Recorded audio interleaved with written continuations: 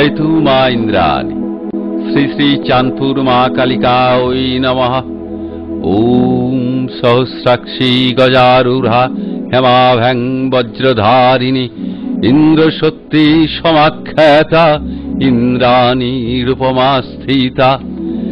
लोकमुखे এনেই চাঁদপুরের মা কালী দেবী ইন্দ্রাণী গজবাহিনী দক্ষিণা কালী রূপে যিনি অধিষ্ঠিতা। সুবর্ণ কান্তি সহস্রলোচনা গজপৃষ্ঠে আরূঢ়া, যার এক হাতে কিরিচ অন্য হাতে বজ্র, দেবরাজ ইন্দ্র সমক্ষমতা সম্পন্না, যার গজ সম্মুখস্থ পদোদ্বয়ে অসুর নিষ্পেষিত। সেই মাতৃমূর্তি গোবিন্দপুর গ্রামে চাঁদপুরের মা কালী নামে গ্রাম্য দেবী রূপে স্বমহিমায় যুগ যুগ ধরে পূজিতা হয়ে আসছেন। সম্মুখস্থ বটবৃক্ষাশ্রিত মহাকাল ভৈরব যার অনন্তকালের সাক্ষী। ঝলকা গ্রাম নিবাসী ধীরেন মুখার্জি মহাশয়ের বদান্যতায় যেখানে একটি শিবলিঙ্গ আজ বর্তমান, সকাল সন্ধ্যা নহবত মূর্ছনায় যে মন্দির প্রাঙ্গণ আজ মুখরিত, সেই দেবী ইন্দ্রাণীকে প্রণাম। দেবরাজ ইন্দ্রের সাথে গৌতম মুনির কথা কথন্তরকালে মহামুনি দুর্বাসা একবার স্বর্গাধিপতিকে শ্রীহীন হয়ে ত্রিভুবনের দ্বারে দ্বারে ভিখারীর ন্যায় ঘুরে বেড়াবার অভিশাপ দিলে সচিপতি দেবেন্দ্র ভয়ে পদ্মপুষ্পের মৃণালের মধ্যে আত্মগোপন করেন।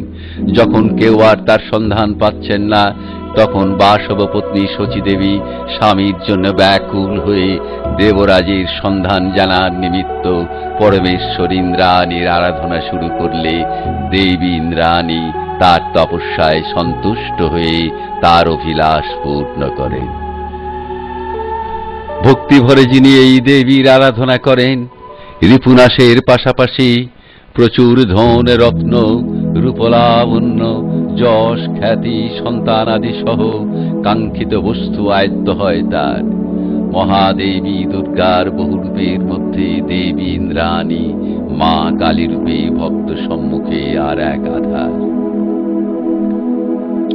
ঐরূপ শিলাখণ্ডে গোবিন্দপুর গ্রামে স্বমহিমায় যিনি বিরাজিতা, সেই দেবী ইন্দ্রাণী মূর্তিটি কে কবে এ গ্রামে প্রতিষ্ঠা করেছিলেন তার সঠিক তথ্য সেভাবে জানা না গেলেও এর প্রাচীনত্ব সম্পর্কে মোগল সম্রাট আকবরের সময়কালকে প্রাধান্য দেয় এই এলাকার মানুষজন। সঠিকভাবে নথিপত্র সংরক্ষণ না হওয়ায় মহামূল্য এই সম্পদের গুরুত্ব এলাকাবাসীকে যেমন মর্মাহত করে, তেমনি কেউ কেউ অনুশোচনাতেও দগ্ধ হন।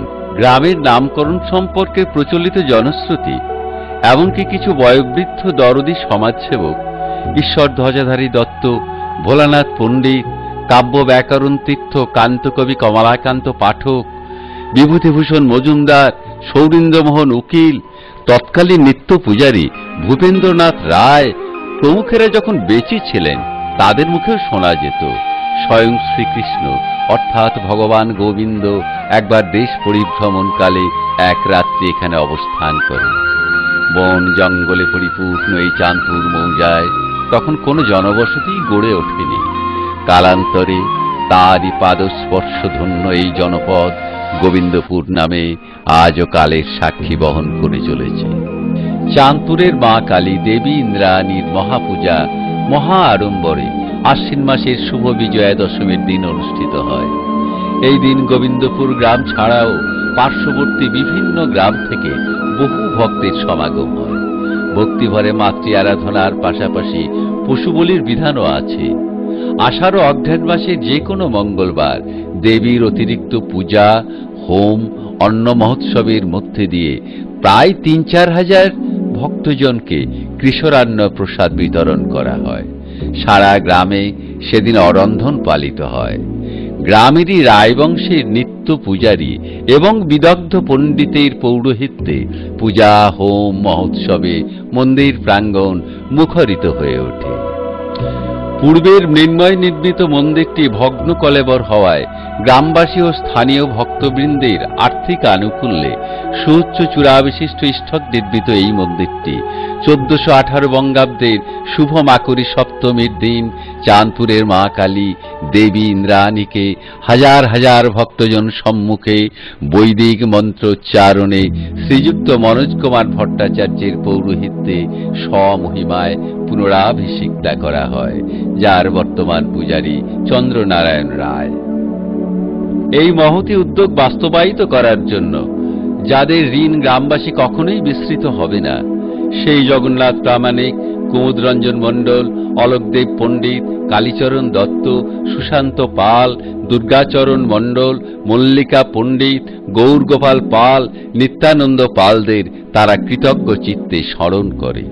কৃতজ্ঞতা জানায় তাদেরকেও, যারা অকৃপণ হস্তে এই মন্দির নির্মাণ কল্পে সর্বতোভাবে সাহায্য করেছেন। জয় তু মা গজবাহিনী দক্ষিণা কালী। সর্বসাধারণের তরফ থেকে দেবী ইন্দ্রাণীকে শতকোটি প্রণাম। গোবিন্দপুর গ্রামের অধিবাসী বৃন্দ, গোবিন্দপুর 15ই মাঘ 1418 বঙ্গাব্দ, ইংরেজি 30শে জানুয়ারি 2012 খ্রিস্টাব্দ।